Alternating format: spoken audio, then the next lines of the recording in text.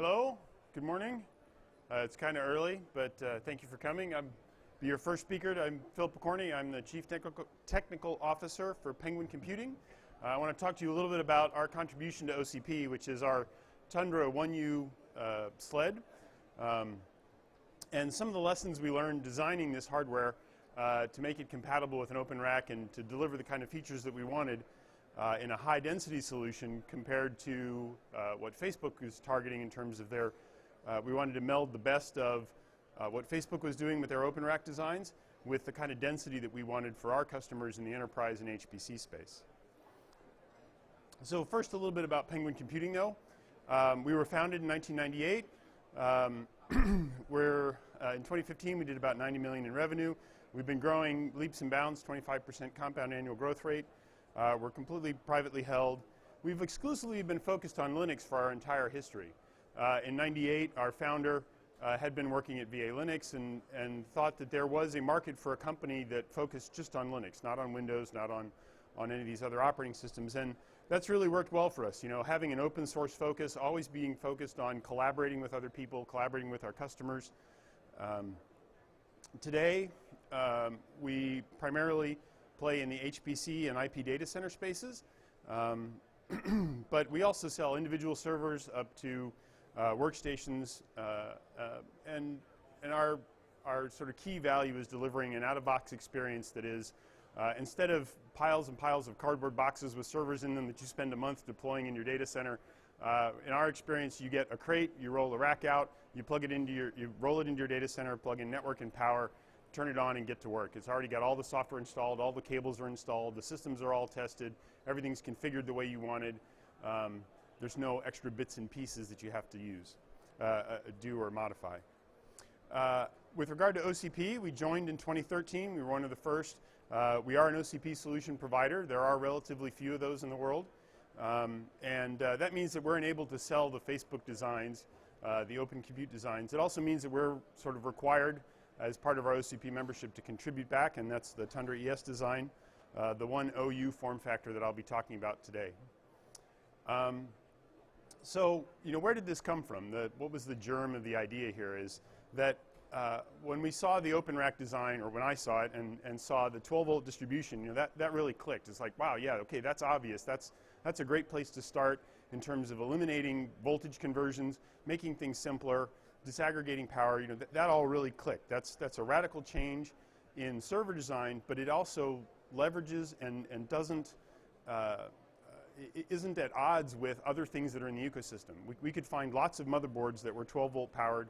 We could find lots of half-width boards that we could reuse. But you know, what specs would we want for a sled? How wide did it need to be, right? And that was one of the first things that we had to decide was just how wide did we need to make the sled. And 173 millimeters is kind of an important spec because it turned out that there are really sort of two standards for the width of a half-width board. There's a slightly smaller one that's about 6.5 inches, which is kind of designed for situations where you're doing a vertical sled in a 4U chassis. But then there's also a slightly wider one that gives you enough room to actually put like 16 DIMMs down on a motherboard with 2 heat sinks.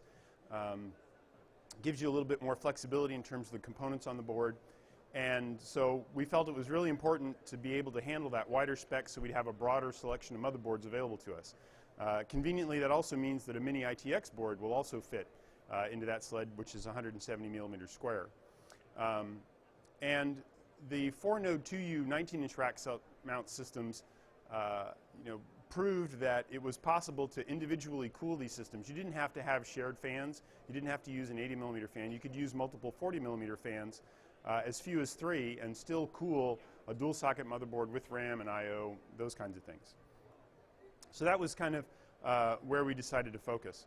Getting to 173 millimeters was actually kind of a challenge. We really had to be very careful about how we designed the tray that carries the sleds, how the sleds are designed,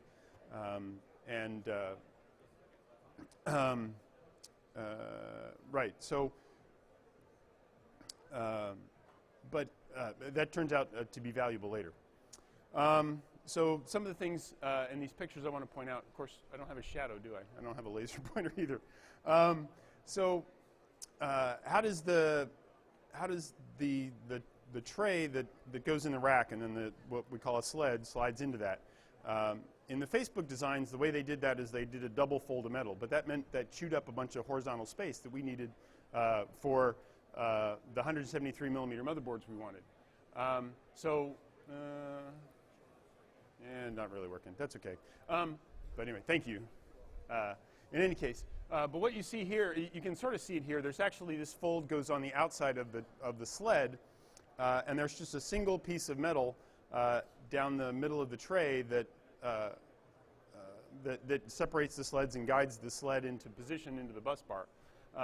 This means that this little fold can share that space above that guide with the next sled over, and means that we don't have to burn as much empty space that's unusable between the two sleds. When we go to stack the trays, the Facebook design really sort of only expects two OU devices. So if we're going to put in twice as many trays, we needed a way to stack the trays in the rack. So we built these.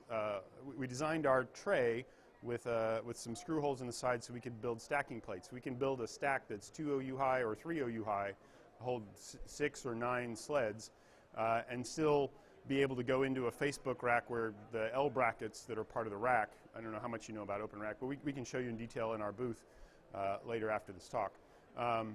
We wouldn't have to put L brackets every rack unit, every OU. How the sled is held into the tray, there's this little notch here that engages into some hooks that are in the tray to prevent the front from coming up. In the back, it's a little hard to see back here, but there's also a little wing in the front that keeps it from coming up in the front. All sort of little details. The handle here, this little tab here is the release latch. So instead of a pin, as you find in Facebook, there's much thinner, smaller little set of teeth that hold it into the tray. And then lastly, kind of hard to see where I'm standing here, but this little detail here in the cover. When we first did this, the first naive design was just a straight sort of half circle, but then we realized, well, when you're trying to pop the tray up, you push it forward, it sort of tends to dead stop here. And a little usability factors like, oh, okay, well, this needs to be a ramp, not just a naive little half arc, are the things you only learn about in practice when you actually try to build these things, actually assemble them.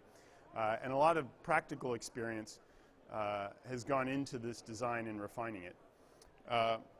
Once we had the basic design and we did one, we had to prove that it was manufacturable, that what we were going to submit to OCP would be usable by multiple people and could be replicated, right? So we took our first design, gave it to 2 other companies to say, here, design a sled that's compatible with this spec. Here's the details, design a sled, and successfully that worked. We worked with AIC and to do a storage sled, which you see the picture of here, and also with Gigabyte to do a dual socket motherboard tray. And in both of those cases, we learned a little bit. They took their own spin on how do we latch the cover on, how do you do the front edge of the tray, how do you do the handle design. And so they were free to innovate in a couple of areas, but they successfully integrated with the trays, so we can use the same tray with all these different sleds from all these different manufacturers, which I think really proves that we have a design that is manufacturable by multiple people.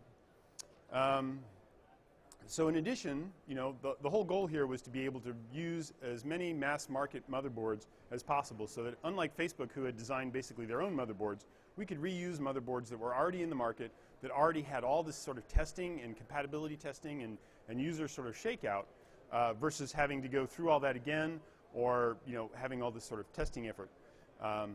So we have integrated into sleds 2 different Gigabyte motherboards, one with a dual Cavium Thunder X chip on it, as well as dual Intel Xeons. We have a dual Intel Xeon motherboard. We have a single Intel Xeon Phi, what's called codenamed Knight's Landing. We showed that actually last year here at OCP, and we have it again over in our booth this year. We have the storage sled I talked about that AIC made that actually also uses another Gigabyte motherboard. And we did do a design with an Intel single socket E5 1600, but Intel chose not to make a Haswell-Broadwell version of that motherboard, so we didn't actually bring that one to market. It would have been stale by the time it was available. So now that we have all these sleds, now I have a 1OU sled, 3 wide. I can actually put 96 nodes in a rack now. So now that I've got 96 nodes in a rack, I have to connect them to the network somehow, right? Or I have to power them, first. So we worked closely with Emerson Network Power. They had the highest power shelf available, and I think still, I haven't, walking the show floor, I don't think I've seen another shelf that can deliver the 26.4 kilowatts this Emerson shelf can. And so using either 1 or 2 of these in a rack gives us enough power to actually run 96 nodes at 400 watts a node, which is the kind of power draw levels we see in high-performance computing. When you've maxed out all the floating point units and you're running floating point intensive computations, the CPUs tend to run at their max TDP, draw the maximum power, and you need to be able to provide that. We also worked with Asetek to provide a liquid cooling solution.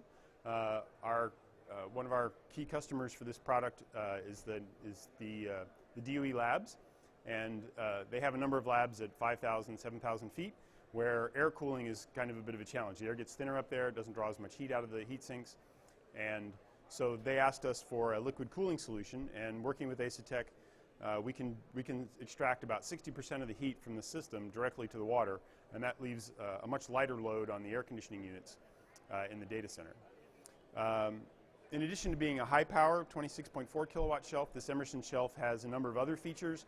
You see in the middle here this sort of different color.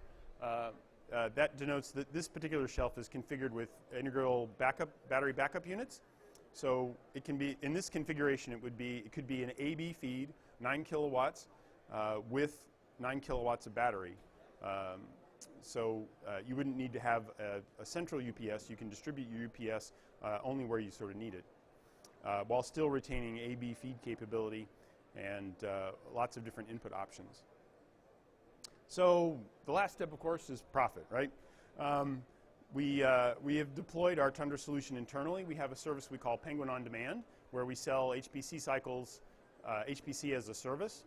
If you are running high-performance compute applications like fluid dynamics or mechanical simulation, mechanical CAD, we can run those jobs on our cluster in Penguin On Demand, and then you can analyze your results there, iterate on that, and then when you're done, you don't have to pay for you're not saddled with the hardware costs and the ongoing maintenance of a cluster that you're not using. These Tundra designs have really allowed us to lower our CapEx so that we can offer the lowest cost per core hour amongst our competitors. We're much more, for HPC kinds of workloads, we're actually much cheaper than like an Amazon or Azure. And we're also pleased to announce that we won a contract with the DOE, the National Nuclear Stockpile Safety Groups, the Lawrence Livermore here just up the road, as well as Sandia and Los Alamos, use these computers to do materials research and to make sure that when we want the atomic bombs to go off, they will, and when we don't want them to, they won't. So they'll be buying 50 million plus worth of supercomputers based on this Tundra ES design over the next year or two. So that's all I have. I have time for questions, though. We have about a minute. If there are any questions. Yes?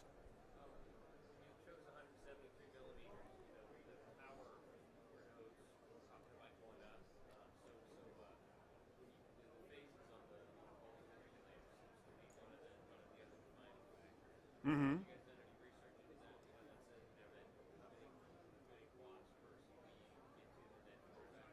So the question is, when we went to the wider motherboard, did we also consider how much power per CPU socket? We did do some simulations at sea level and at 3,000 feet, and many of the motherboards are designed to carry to support the highest TDP CPUs at 145 watts. And I'm happy to say that we were able to verify that we do have enough fan capacity and airflow that we can actually cool 145 watt procs in those 1U form factors at sea level and at elevation. At elevation, we may not be able to do it at 35 degrees C, but as long as you've got chilled data center air, we could actually cool 145 watt TDP. And the power per node is commensurately a little bit higher, but there's quite a bit of power capacity in those Emerson shelves, and we have a configuration with 2 of those shelves, so theoretically we could put 50 kilowatts into a rack if you have enough air conditioning to actually take it out, or if we use the liquid cooling. Anything else? No? Well, thank you very much for your time. Enjoy the rest of the show.